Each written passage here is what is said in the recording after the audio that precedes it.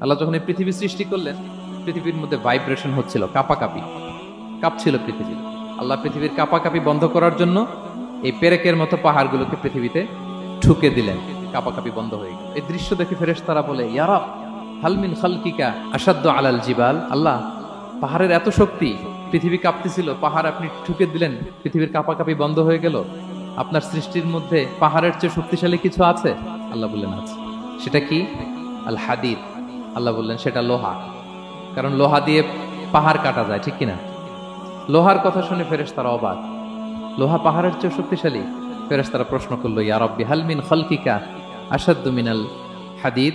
তাহলে আপনার সৃষ্টির মধ্যে লোহার চেয়ে শক্তিশালী কিছু আছে? আল্লাহ বললেন আছে। কি সেটা? আন্নার, আগুন। কারণ আগুন লোহাকে কি করে? গলিয়ে ফেলে। ফেরেশতারা শুধু অবাকই হচ্ছে। ফেরেশতারা বলে, আগুনের চেয়ে শক্তিশালী কিছু আছে? আল্লাহ বলে আছে, আলমা, পানি। কারণ আগুনে দাউ দাউ করে জ্বলে ওঠা আগুনের মধ্যে পানি দিলে আগুন অস্তিত্ব হারায়। ফেরেশতারা শুধু অবাকই হচ্ছে। তারা বলে, তাহলে পানির চেয়ে শক্তিশালী কিছু আছে? আল্লাহ বলেন আছে। আর রিহ, বাতাস। কারণ বাতাস পানিকে একদিক থেকে আরেক দিকে নিয়ে যায়। জলের মধ্যে বায়ুর উচ্ছ্বাস লাগলে জলোচ্ছ্বাস তৈরি হয়, ঠিক কিনা? ফেরেশতারা আবার অবাক হয়ে বলে, তাহলে বাতাসের চেয়ে শক্তিশালী কিছু আছে? আল্লাহ বললেন আছে। সেটা কি? বলতেছে বনি আদম। ওই মানুষ শক্তিশালী যে গোপনে দান করে, এত গোপনে যে ডান হাত কি দান করলো, বাঁ হাত সেটা টের পায় না। পড়েন সুবহানাল্লাহ।